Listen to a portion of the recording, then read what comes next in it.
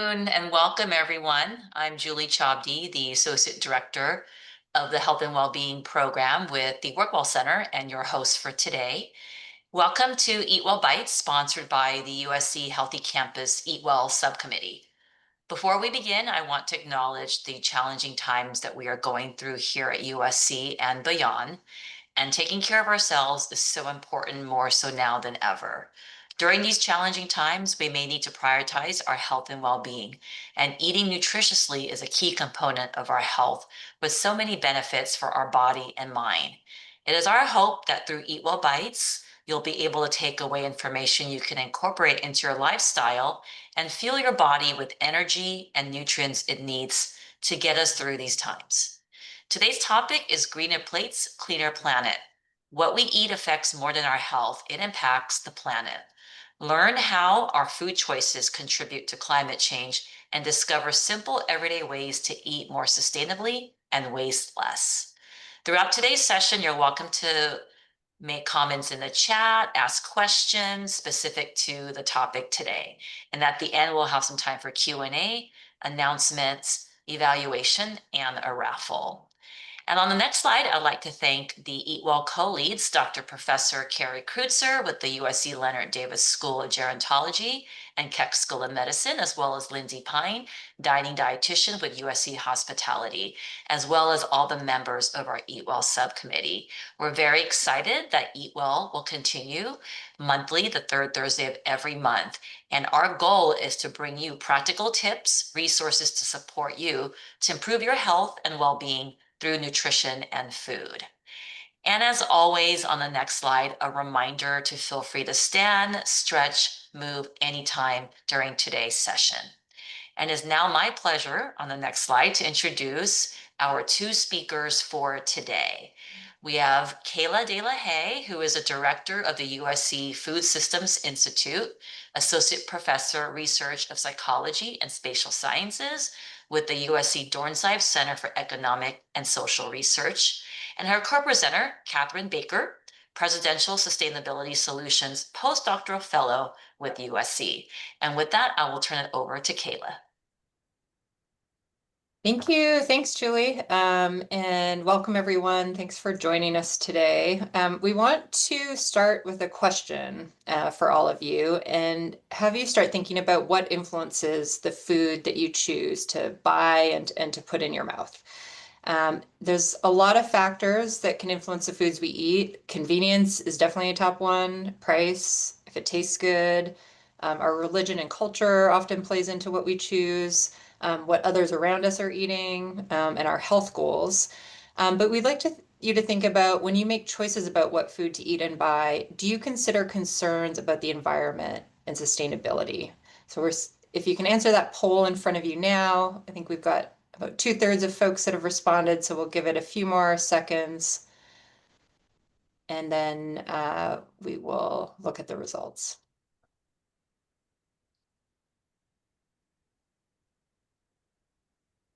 Okay. So I think if you could publish the results of our poll now, Suzanne. And is everyone seeing that? Yeah, great. Okay. So yeah, there's a lot of variability here. There's a few folks, but a pretty small percentage that are thinking about sustainability all the time. About a quarter of you, this is something you're thinking about often. The close to the majority is sometimes, and a bit under a quarter are not thinking about this very, very rarely when you're thinking about what you eat. So what we hope today is that we raise this as something you might want to think about in the foods that you're choosing, and then give some practical tips about eating sustainably and critically how to eat in a way that's healthy for you and healthy for the planet. So let me go to the next slide. Oops. Okay. So I just want to start this conversation with there's a lot of stuff that goes on into shaping our food system and what we eat. And this is just one graphic of all of the things that sort of play a role in our food system. And they range from politics and political governance through to cultural things and things that we do as consumers. But on the bottom left in that sort of green circle, there's a whole aspect of our food system that's really tightly connected to the environment, the environment that produces our food, and then the foods that we choose to eat, and how that in turn really impacts the environment. So there's been a lot of work on this more in the last 5 years than we've had in a long time, really trying to understand food and the planet and recognizing that the foods that we produce and eat have big impacts on the environment, and that the changes that are happening to our environment because of our food system are in turn really compromising the foods that we're going to be able to produce and eat down the road. And some of the key ways that our large industrial food system that feeds so many people in our country and in the planet has impacts on the environment are on the right. Things like using land loss and impacts on our water quality and soil quality, and the carbon emissions that come from our food system.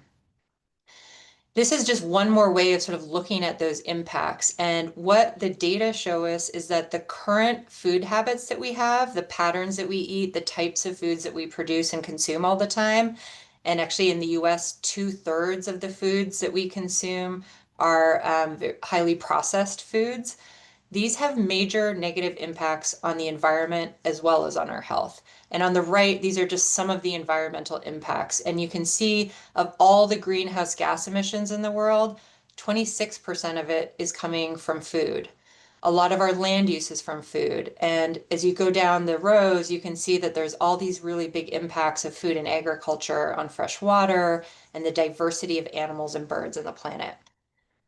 One of the things I want to focus on is the carbon emissions. So we think a lot about our emissions sometimes in if we drive an EV or we choose products that have less carbon emissions, but actually a quarter of the world's greenhouse gas emissions are coming from our food. And you can see on the right where those things are coming from. Our supply chain, how we grow fish and livestock, and how we use land. So, what does this mean for us as eaters? Well, one of the things from all of this analysis has shown us that animal-based foods really cause the most emissions. Beef in particular, you can see from this graph here at the very top of the row, has some of the highest emissions compared to other foods. But you'll also see coffee and chocolate, some of those delicious foods that we like eating a lot, pop up high on this list. So this gives us a bit of data and information to think about the foods we're eating and the impact it might be having. I think another really helpful way to think about this is comparing it to driving. So we often are pretty mindful about trying to reduce our carbon emissions when we drive. But here it's visualize those carbon emissions in terms of how much kilometers or equivalent kilometers of carbon emissions come from 1 kilogram of these different types of foods. So 1 kilogram of beef is equivalent to driving 176 kilometers or 109 miles. And you can see the other carbon emissions coming from other foods there, where some of the more plant-based foods are really much lower in carbon emissions. And so, what does this mean for the average American who eats about 83 pounds or 37 kilograms of beef per year? That's equivalent to driving a car over 4,000 miles a year in carbon emissions. So, yeah, coming back to this question of what do we do about this? This all sounds not great and not ideal for our environment and our capacity to grow food moving forward. And I love this quote from Michael Pollan, who's a journalist and a writer about food, who says the wonderful thing about food is you get 3 votes a day. Every one of them has potential to change the world. And we have a lot of power as consumers about what we want from our food system and what we want to eat. So one way to think about eating greener plates is just choosing more sustainable foods more often and cutting back on some of the ones that are less sustainable. So this is a nice graphic actually from our friends across town at UCLA, and they actually post this around campus to help students make decisions about eating foods that have a bit less carbon emissions. And they encourage them to choose fewer foods that are in red, beef and lamb and cheese in particular, and then just boost up the foods that have a bit less impact on the environment, which are a lot of the plant-based foods, but also seafood that you see at the bottom of this graph. Some other tips for choosing sustainable foods are reducing portion sizes of meat. So if you enjoy animal-based foods and want to keep them in your diet for personal preferences or other health reasons, you can just reduce the portion sizes and up the portion sizes of plant-based proteins, which Catherine will talk to you about in a minute. You could try meatless meals a few times a week, and you could swap in some healthy, high protein plant-based options like beans, and also vegetables, fruit, and whole grains in for things that you might put meat in. There's a great example of a burrito on the right, where one beef burrito has the same carbon footprint of it's about 10 veggie burritos, and you could really stuff those veggie burritos with beans and other plant-based healthy options to be full and get a healthy meal as an option for a meatless meal one time. The other thing I'll just briefly mention, but won't go into too much detail of, is that there's been a commission called the Eatlancet Commission that brought together in the last few years an international group of scientists and experts. And their goal was to come up with a dietary guideline, but not one that was just great for people and that was focused on human nutrition. But their goal is to come up with a guideline and a set of eating guidelines that were both good for people and the planet. And so I just want to show quickly what their plate looked like with this diet. Essentially, they focused on a diet rich in plant-based foods with fewer animal sources that is going to improve health for both people and the environment. And you can see the plate on the right. And if we dive into this a little bit more, what they're recommending is half your plate is full of fruits and veggies. This is the same recommendation as the dietary guidelines for Americans. But they differ a little bit on the other half where they boost up more plant-based foods. So primarily you're filling your other half with whole grains, with more plant-based protein sources, and really modest amounts of animal protein. And they actually on the right provide some suggestions for how many grams per day of animal protein you might want to eat if you're eating for a healthy planet. And this is actually what it looks like. If you were eating animal-based protein every day, it would be these pretty small amounts of animal-based products, or maybe one day you want to eat mostly plant-based, and then the second day you double up on your animal-based, and you put those all of those grams of beef for 2 days on one serving. So there's a lot of ways that you could do this in your day-to-day life. So I'm going to hand it over to Catherine now, who's going to talk a bit more about the nutrition part of this. Thank you, Kayla. Yeah, so I'll talk a little bit about nutrition of sustainable and more plant-based diets. So the official position of the Academy of Nutrition and Dietetics is that appropriately planned vegan and vegetarian diets can be nutritionally adequate, healthy, and actually prevent some chronic diseases, including cardiovascular disease and certain types of cancer, as well as type 2 diabetes. But important to note here that you don't have to be vegan and vegetarian to have a sustainable diet, and that sustainable diets have also been shown to have protective health implications as well, some of the same benefits. So some common questions about more plant-based diets is what about protein? Um, there's some outdated myths out there that plant protein, you need to eat, for example, complementary proteins together. We know now that that's not necessarily true. You can eat them throughout the day, and it still is adequate. And your body can still use the protein for all the functions that it needs. Just a key thing here is making sure you're getting the protein in throughout the day. It's also a concern of many that without animal products, there's concern for calcium and strong bones. As long as you're getting adequate calcium from just different sources, including plant sources, it's still adequate for bone health as well. There's also some concerns about soy at times. There was previous thinking that soy could increase the risk of, for example, breast cancer. We now know that soy, especially unprocessed soy products, so your edamame, your tofu, some of those less processed and unprocessed foods, those are actually considered protective for health.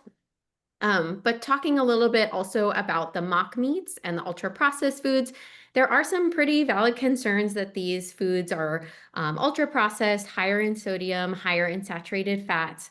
And something I just like to keep in mind is that these mock burgers that we have available, they might be fun. They're not going to be as health promoting as, say, eating tofu or beans or legumes, more of those whole food products. So just if you're looking to maximize the health benefits of your more sustainable diet, having those more as sometimes foods and then having more of those whole foods, as I mentioned. So looking a little bit more at the health implications of these kinds of diets, as I mentioned before, these can be healthy and help with healthy weight management, preventing heart disease risks, as well as cancer risks.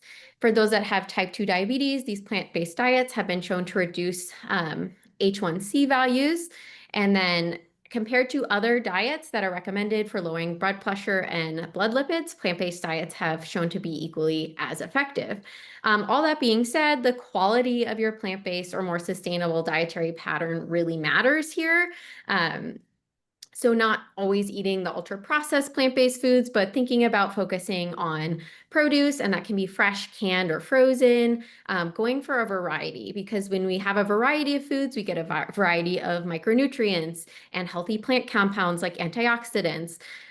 Eating plant proteins regularly throughout the day, loading up on those fiber-rich foods, which is going to be inherently a bit easier if you're eating more of a whole foods plant-based diet.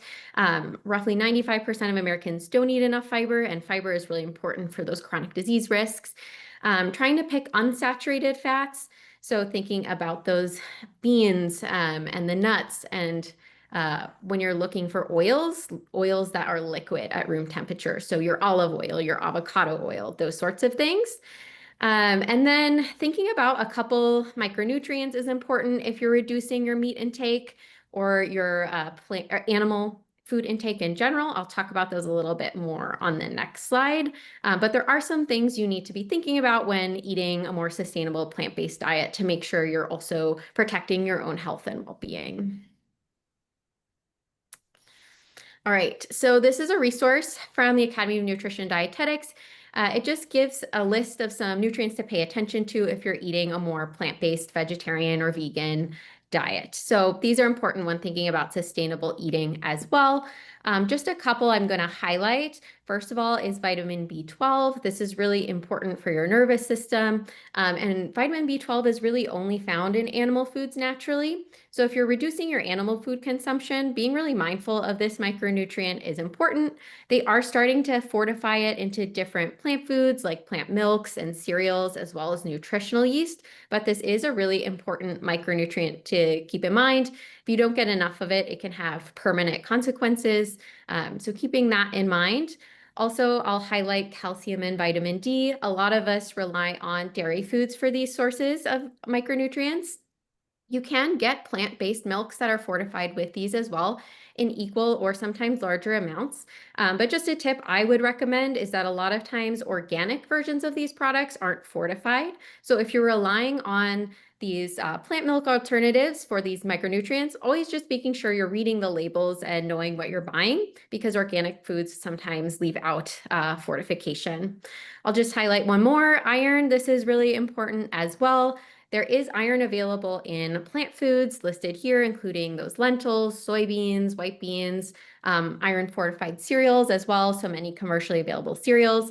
But it is non-heme iron, which is less absorbed less easily compared to the iron that's found in meat, which is usually the heme iron.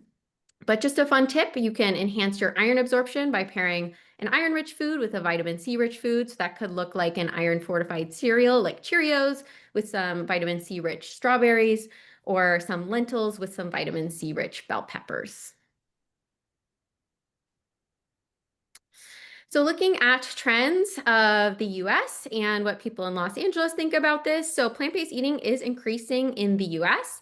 A recent survey that was conducted in 2020 showed that roughly 55% of Americans are actually willing to eat less red meat.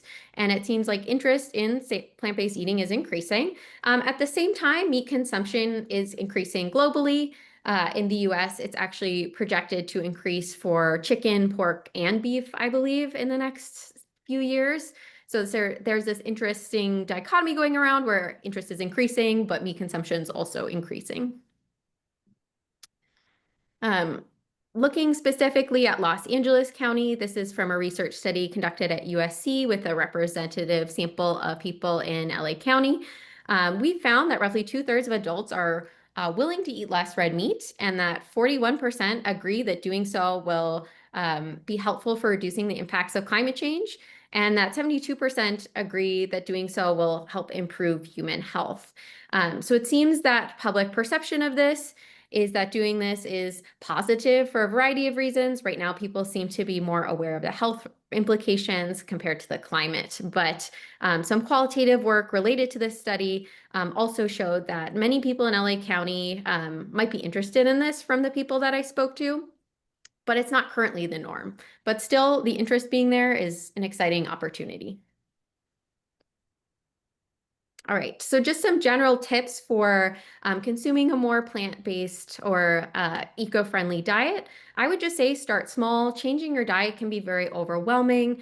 And if you change it too fast, for example, if you up your fiber intake too quickly, that can also cause some stomach upset as well. So I always recommend focusing on the foods you already enjoy and trying to eat more of those. So many of you probably already do enjoy some plant-based foods. You might like beans, you might like salad, you might like certain pasta dishes. Thinking about the things you already enjoy and trying to have more of those or have larger portions of those. For example, as mentioned, you might, instead of having 3 beef burritos, have 2 beef burritos and then 1 bean burrito. I always think it's more helpful to think about what you can add rather than what you are taking away.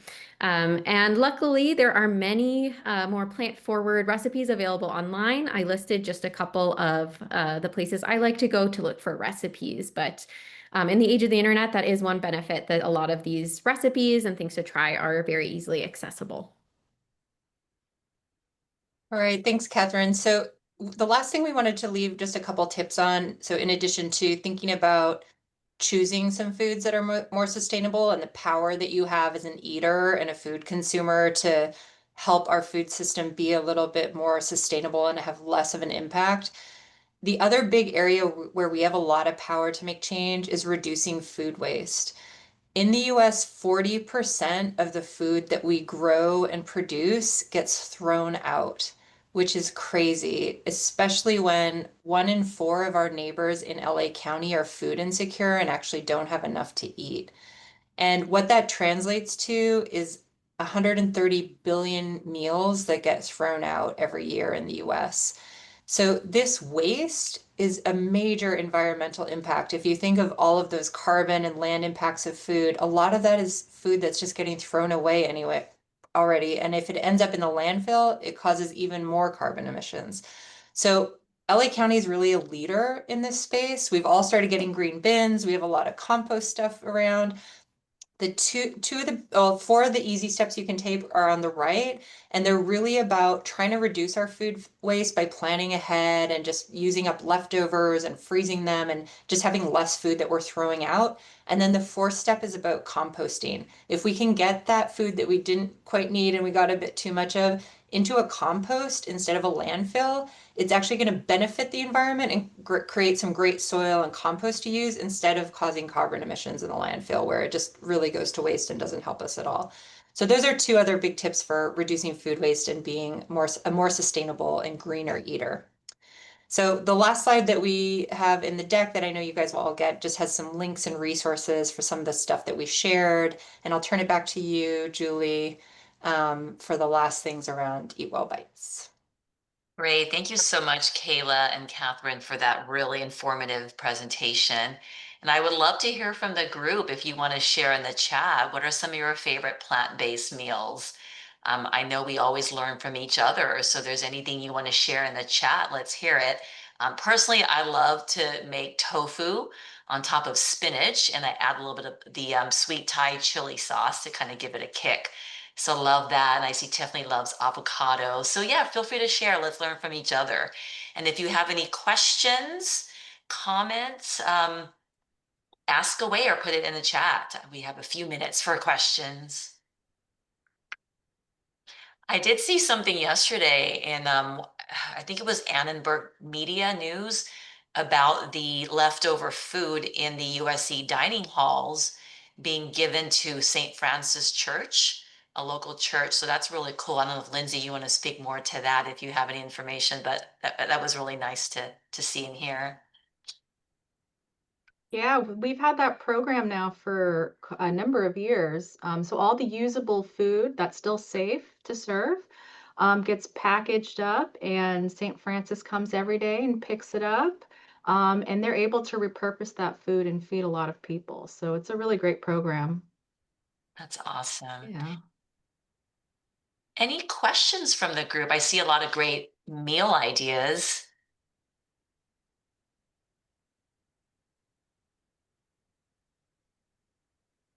Pasta with beans. Yes.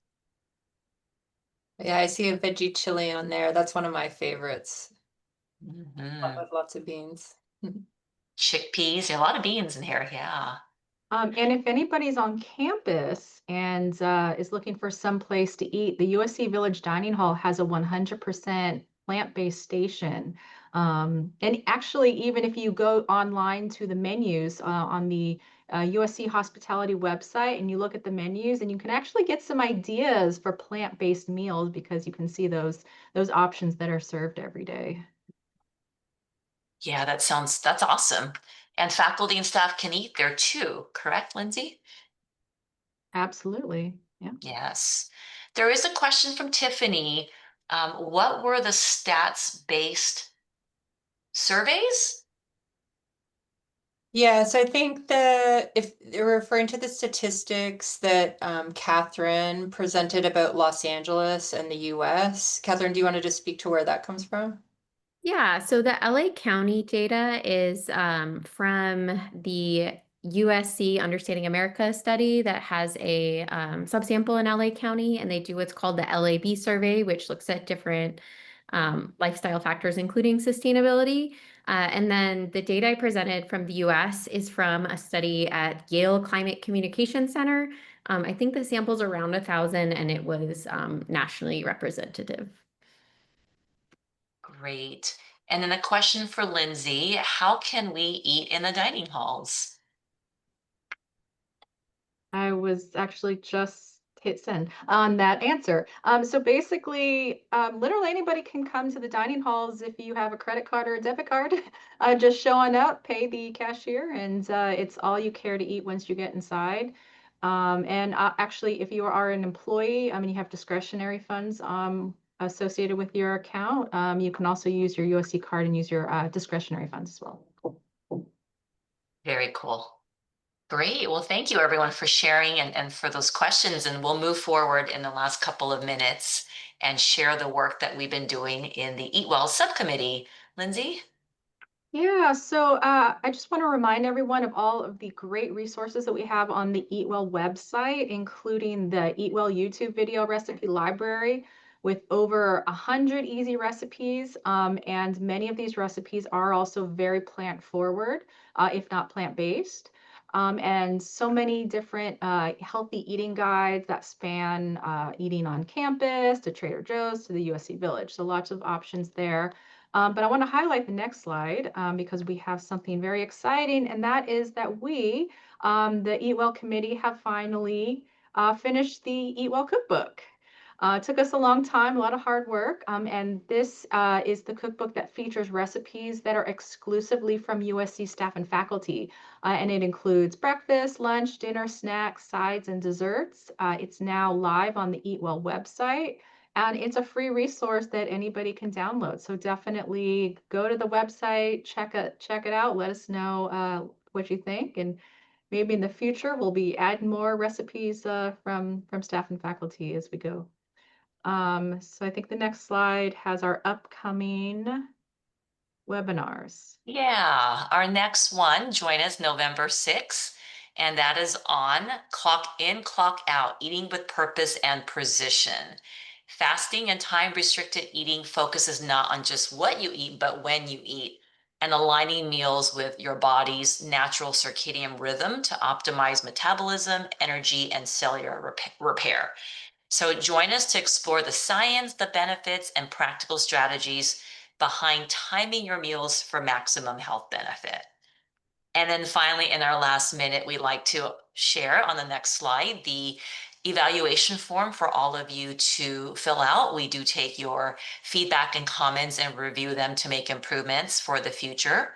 So please do that. And if you are part of the Vitality Health Program and you're eligible, we will be submitting your name for 50 points. And if you view the recording, that is 35 points.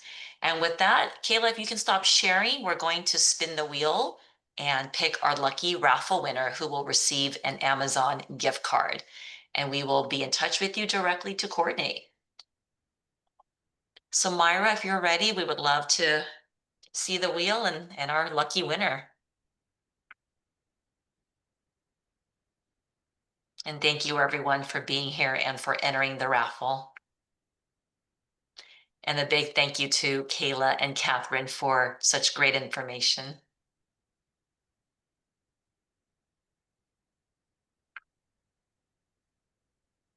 Claudia Cortez, congratulations, Claudia.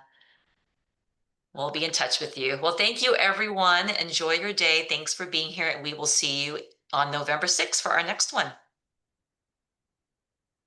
Kayla,